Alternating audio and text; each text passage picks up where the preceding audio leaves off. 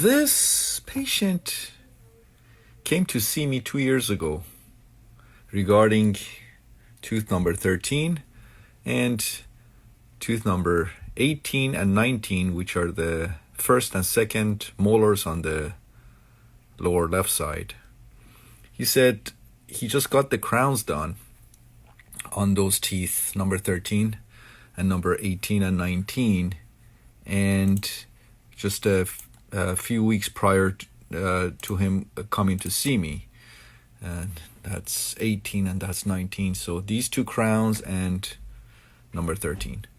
And he said the teeth were sensitive a little bit, tender, and he had some pain and all that stuff. So anyways, I examined those teeth, and it seemed like because the crowns were just done recently,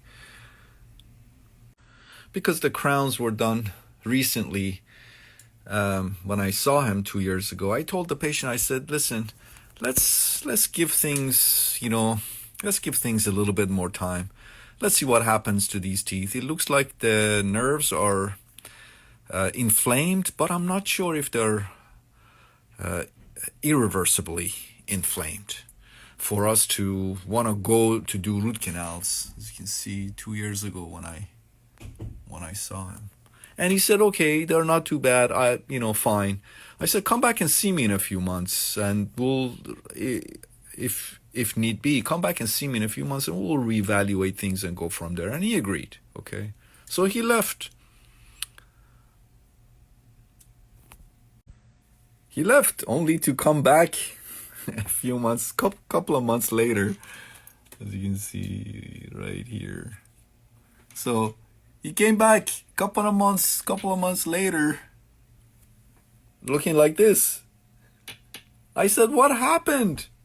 He said, well, my dentist, I went back and saw my dentist, and my dentist said, let's just go ahead and do root canals on them. And he sedated me because I need to be sedated. He sedated me and did these root canals all in one appointment.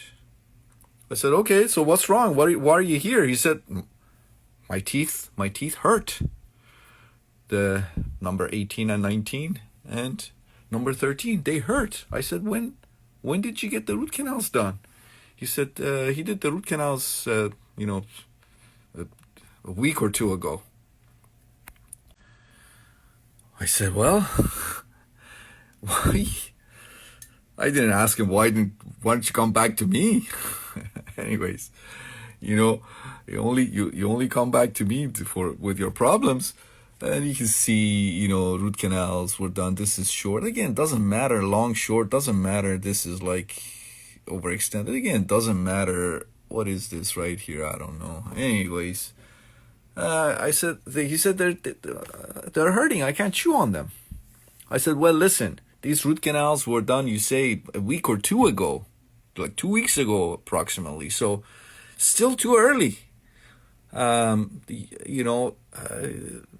had to traumatize those teeth. So, still a little too early for us to see if those root canals failed or not. So, come back. Let's give things a little time. Come back and see me. Come back and see me in a few months. Come back and see me in a few months, and you can see. Come back and see me in a few months, or sooner if you still have issues, and we'll go from there. Well, take a look now. He came in today, so 2 years after, 22, 23, 2 years, almost 2 years after I had seen him last. So take a look now. So this was just now. So he says he has no issues with the upper left side, and you can see that was just now today. So when I examined the upper left, and the upper left is fine. Looks like the root canal on the upper left is holding okay. And now look at the lower left. Look at those root canals. Huge periapical lucency here. Huge periapical lucency here. Periapical lucency here. He said he was in a lot of pain a few days ago, and he saw his dentist. The dentist who did these root canals, he said he retired. He retired and left. Right after he did the root canals 2 years ago, he retired and left. A few days ago, he started to have a lot of pain on the lower left side, and went and saw his new dentist, and his new dentist told him, "Oh man, those teeth are abscessed." He put him on antibiotics and referred him to me. You can see now he's got these huge periapical lucencies. And as I said, number 13 is fine. And this is another angulation of the teeth. You can see the large periapical lucency here, another one here, and another one right there. So I told him, I said, "I'm sorry, man." Didn't tell him. Wanted to tell him, didn't. You know, that's what happens when you get him done somewhere else. Anyways, I feel bad for him because he spent a lot of money on these teeth. And I told him, I said, "Well, now you have two options. We either redo the root canals. I'm going to have to go through these brand new crowns. You may need new crowns. I don't do crowns. That's your dentist. But I can't promise. I can't guarantee 100% success. We're starting with an abscess too. So success rate is about, I'd say 70 to 80%. About 20-30% chance that redoing the root canals may not take away the infection or take him out." So he said he's going to think